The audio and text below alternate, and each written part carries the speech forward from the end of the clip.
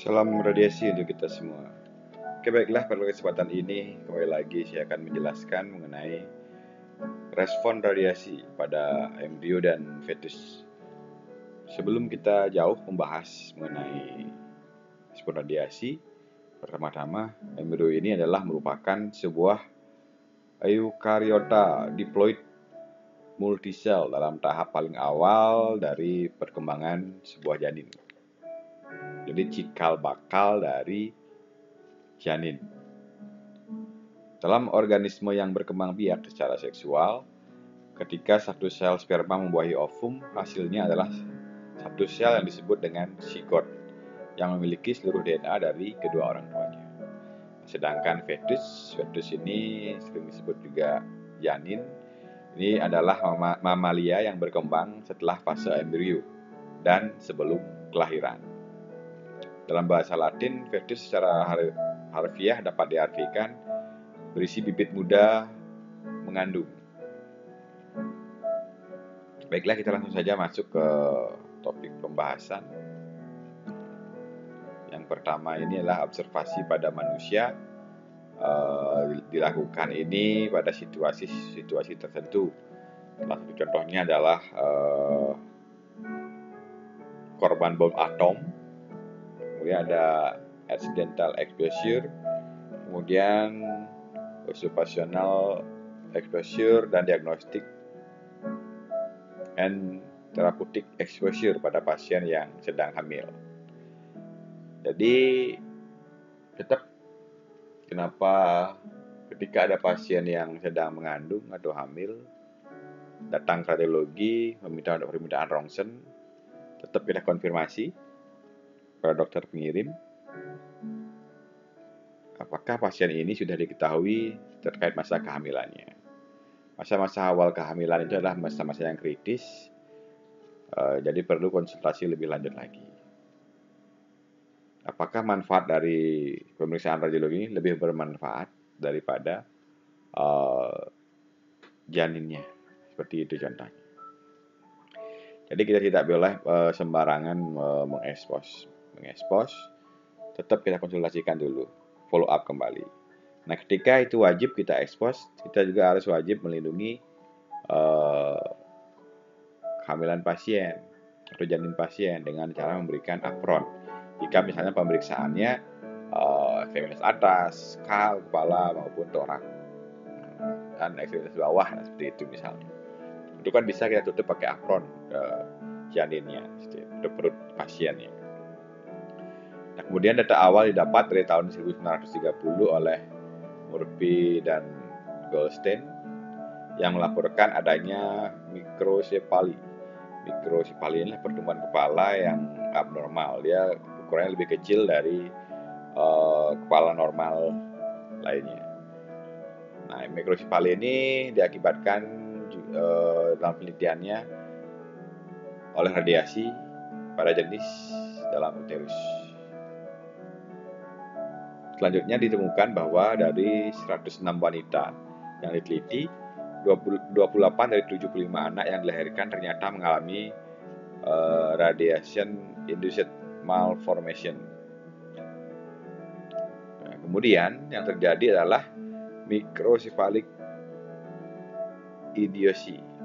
hidrosefali, mental retardasi, mongolism, spina bifida, double Clubfoot, deformitis anggota badan, dan kebutaan.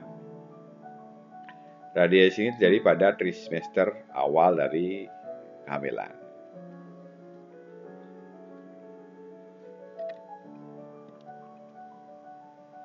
Nah, ini ada contoh juga di Hiroshima dari 11 wanita hamil yang mendapat paparan radiasi tinggi. 7 melahirkan bayi yang menderita mikrosefali, kepala bayi yang lebih kecil dari ukuran normalnya, dan keterbelakangan mental. Kemudian di Nagasaki dari 30 kehamilan yang terkena radiasi, 7 mengalami fetal death, 6 neonatal death, dan 4 keterbelakangan mental. Jadi efek radiasi terhadap embrio dan fetus atau janin ini sangat berbahaya. Nah, ini contoh-contoh foto kelahiran akibat embrio atau janin yang terpapar radiasi yang berhasil dilahirkan. Ada bentuk organ tubuhnya yang tidak normal atau abnormal. Kemudian ada kepalanya yang kayak hidrosefalus, ada mesosefalik tadi yang kepalanya kurang lebih kecil dan lain sebagainya. Banyak hal yang dapat terjadi akibat dari terkena paparan radiasi pada embrio atau fetus ini.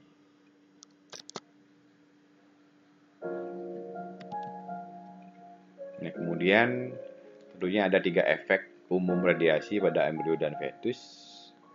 Yang pertama adalah letalitas, di mana letalitas ini adalah jumlah kematian pada tiap 100 penderita penyakit tertentu dan dihitung dalam jangka waktu tertentu. Kemudian yang kedua ada abnormalitas kongenital pada kelahiran. Ini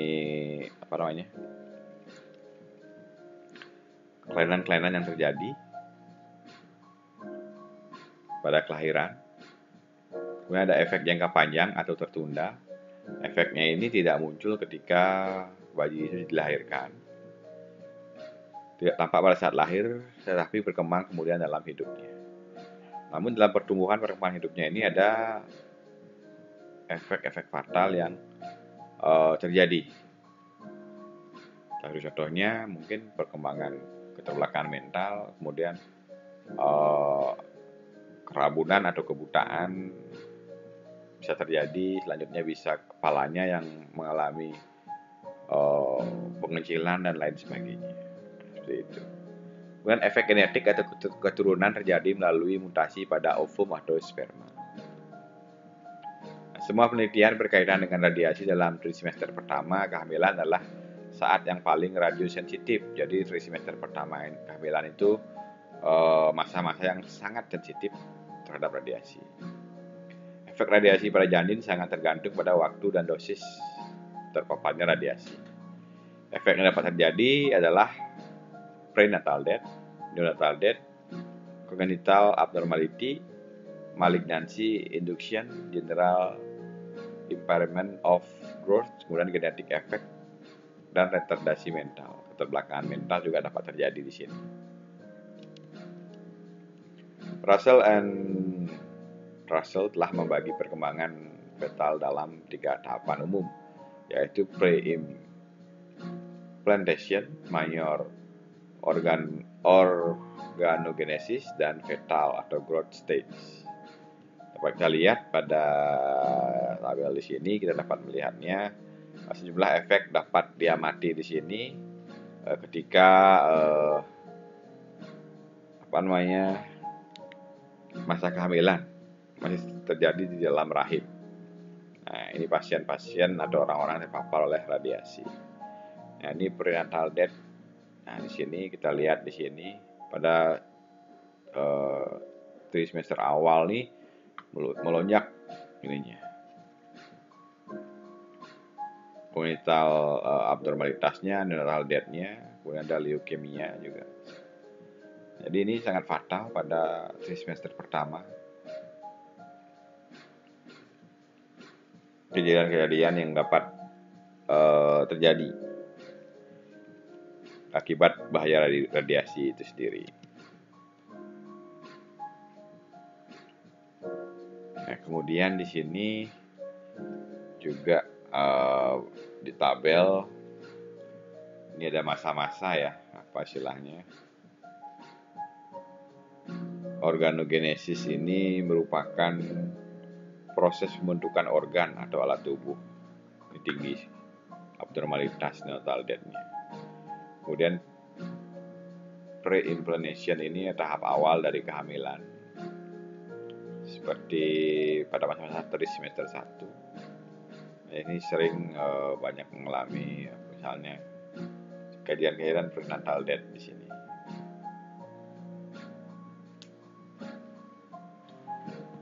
Ini percobaan yang dilakukan pada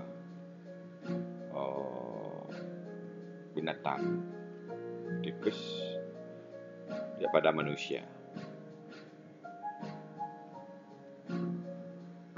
Ini pada fase organogenesis di sini, pembentukan organ ini terlihat adanya abnormalitas juga neonatal death di sini. Tahap-tahapan itu apa saja? Ini kita bahas satu persatu. Yang pertama adalah pre-implantation. Tahap pre-implantation terjadi dalam 10 hari pasca konsepsi dan terjadi implantasi embrio pada dinding uterus. Tahap pre-implantation sampai dengan mayor organogenesis sangat sensitif terhadap radiasi. Efeknya jika terjadi radiasi adalah prenatal death efeknya. Alasannya, embrio terdiri dari sel yang jumlahnya masih sedikit, di mana bila terjadi kerusakan maka akan berakibat fatal. Kemudian kerusakan yang terjadi bila tidak terjadi prenatal death adalah ekensephalai atau brain hernia. Apa itu brain hernia? Kita lihat contohnya di sini. Ya, oke. Lihat ada penekanan di sini. Ya, sehingga otak-otaknya terdesak mungkin ke sisi sebelahnya, sehingga dapat terjadi ini pada gambar-gambar ini anatominya. Ada herniation, unkal, ada sentral, ini tidak simetris.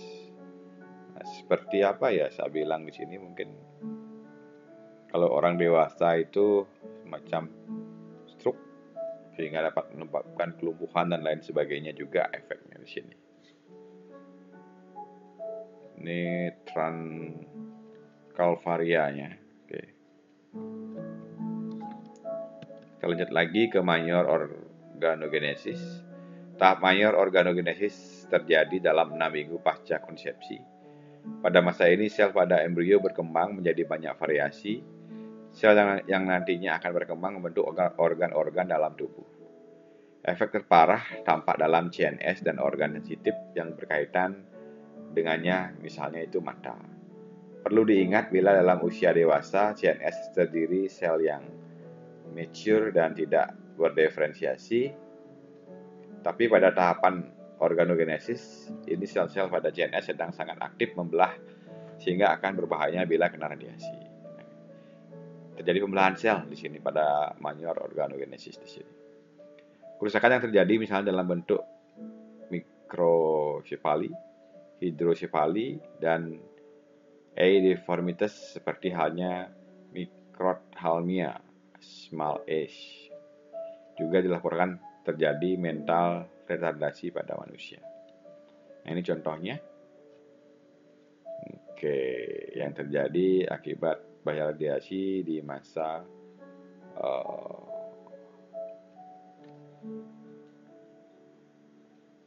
organogenesis. Nah, di sini anophthalmia, pada matanya mengecil itu, dan microphthalmia. Oke. Dapat kita lihat bersama-sama, ini contoh gambar. Kemudian pada fase fetal state, tahap fetal state ini terjadi pada akhir minggu ke-6 pasca konsepsi, di mana embrio telah menjadi fetus dan memasuki masa fetal state. Pada masa ini, sel-sel telah lebih berkembang dari undifferentiated stem cell menjadi more differentiated cell. Radiasi pada tahapan fetal state akan menghasilkan kasus abnormalitas yang lebih sedikit dan kasus prenatal death juga berkurang. Diperlukan dosis yang lebih tinggi hingga 2 kelainan itu bisa terjadi. Ini disebabkan sel-sel yang telah lebih matang dibanding 2 tahapan sebelumnya. Namun, demikian radiasi pada kehamilan dapat memicu timbulnya efek yang terjadi kemudian dapat membentuk sel kanker atau kegagalan fungsi organ tubuh setelah dilahirkan. Ini contoh gambar saja. Ini contoh gambar mikrosefali, kepalanya yang mengalami pengecilan dari ukuran normal. Nah, ini normal heads, misalnya contohkan segini. Ini orang atau anak kecil dengan menderita mikrosefali, kepalanya lebih kecil kepalanya. Oke, sekian dan terima kasih untuk penjelasan saya kali ini. Semoga bermanfaat. Salam radiasi untuk kita semua.